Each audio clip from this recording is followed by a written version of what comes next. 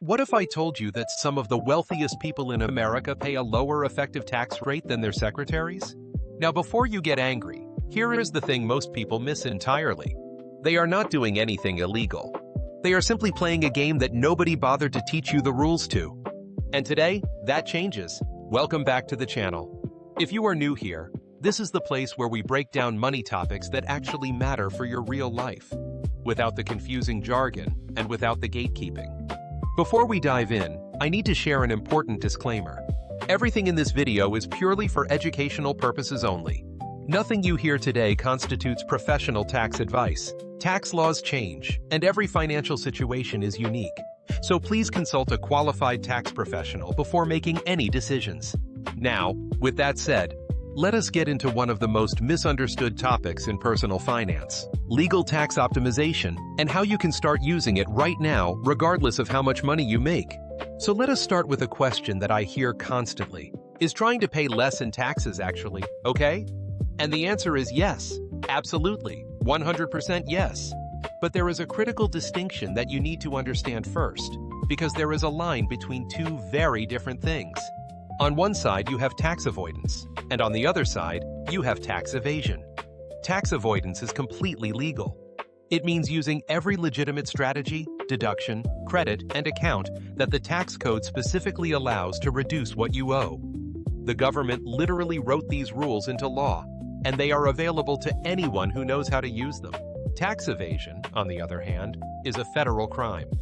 We are talking hiding income, lying on your return, or flat out refusing to pay what you legally owe. We are not here for that. And honestly, nobody smart enough to be watching a financial education channel should even be considering it. The IRS has resources and patience that most people underestimate. So everything we discuss today is firmly, clearly, and completely on the legal side of that line. Tax optimization is simply about planning.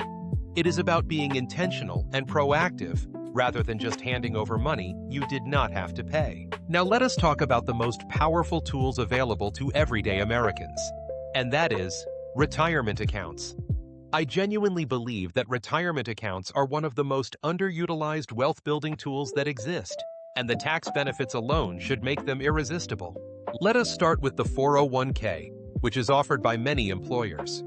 When you contribute to a traditional 401k, that money comes directly out of your paycheck before taxes are applied.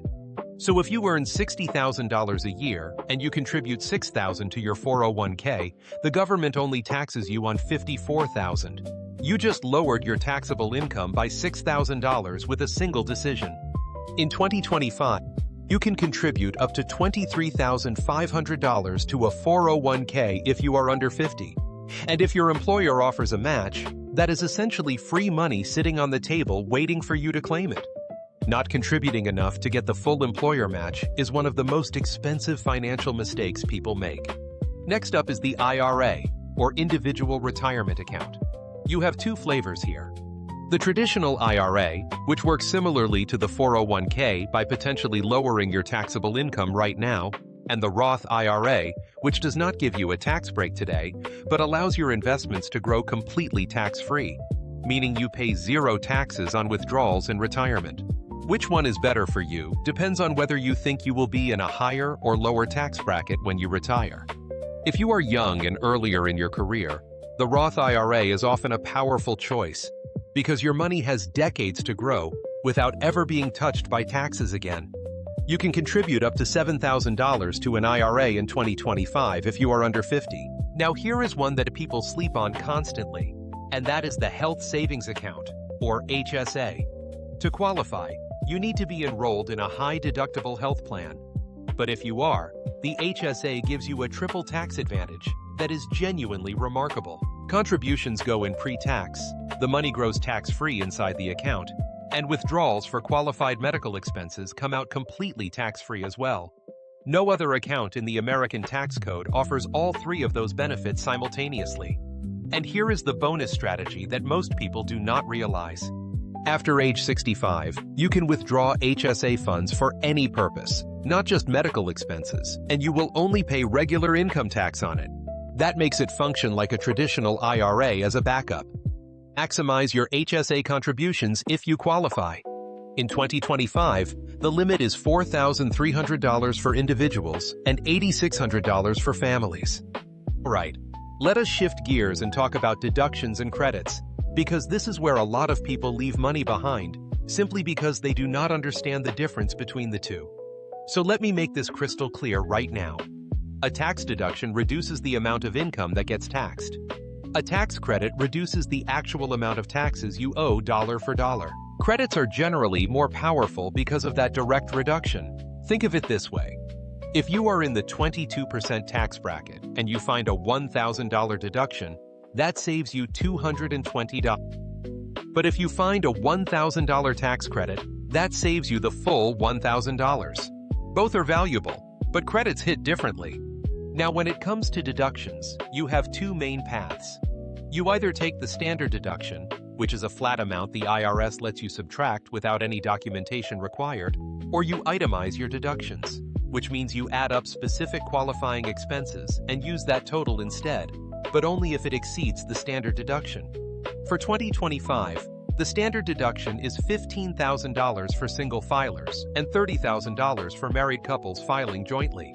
The majority of Americans take the standard deduction because it is simpler and often larger than what they could actually itemize.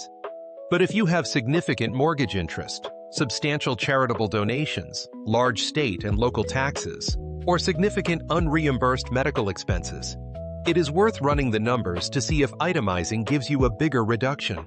Now let us talk about some credits that can genuinely change lives, starting with the Earned Income Tax Credit. This is one of the most powerful credits available to low and moderate income working Americans, and it is also one of the most unclaimed. If you work and earn below a certain income threshold, you may qualify for this credit, which can be worth several $1,000s depending on your income and how many children you have. The credit is refundable, which means even if you owe zero taxes, you could still receive it as a refund. Then there is the Child Tax Credit, which offers up to $2,000 per qualifying child under the age of 17 or 8. If you have kids, this credit should absolutely be on your radar every single tax season.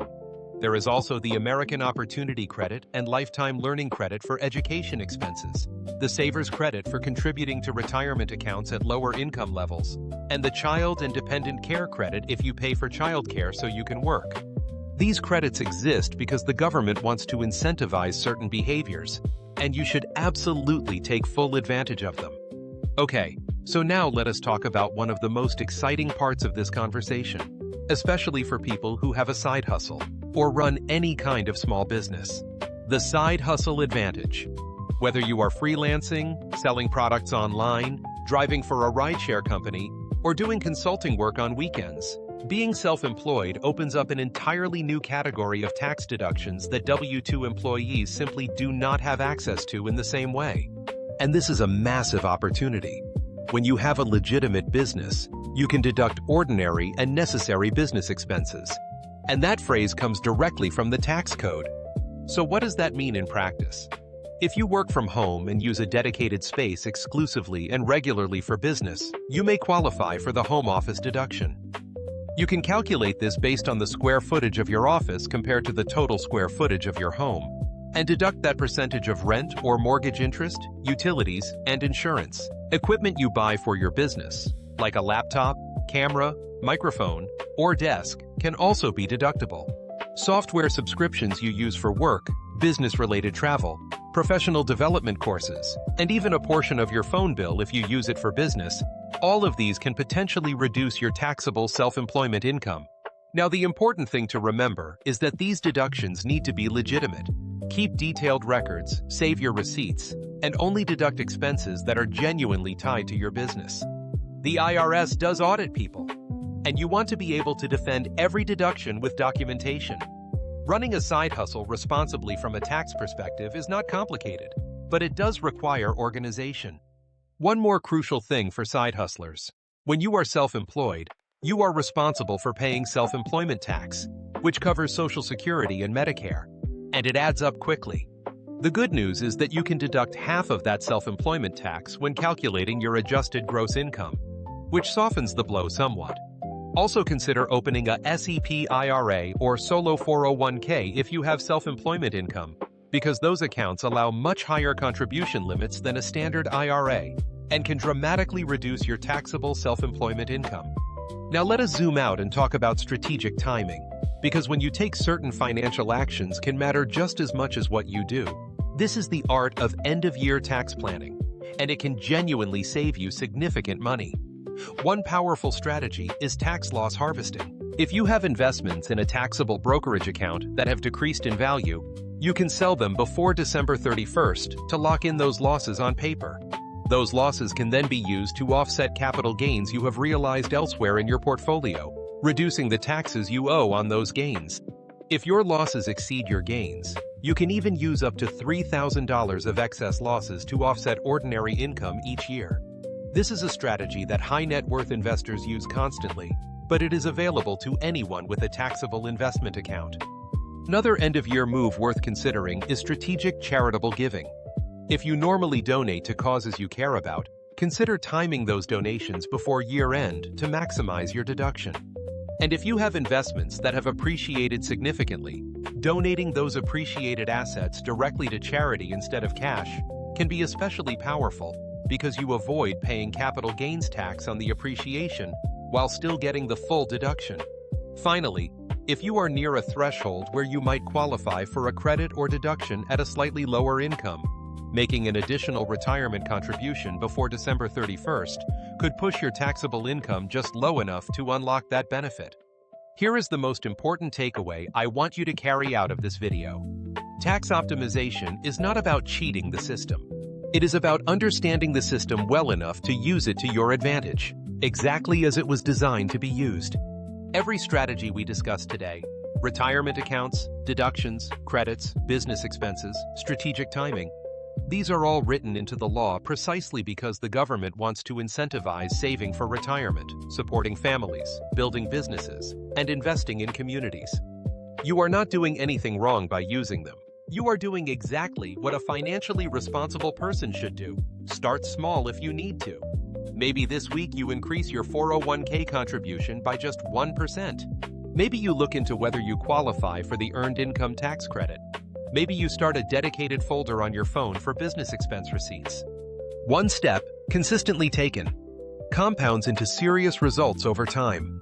Before I let you go, I want to remind you of something important. This video is for educational purposes only and does not constitute professional tax advice. Please work with a certified tax professional or CPA to apply any of these strategies to your specific situation. Because tax law is complex, it changes regularly, and the details matter enormously. A good tax professional often saves you more money than they cost. If you found value in this video, please leave a comment below telling me which strategy you plan to implement first. Hit that like button because it genuinely helps this content reach more people who need it. And subscribe so you do not miss what is coming next. We are just getting started.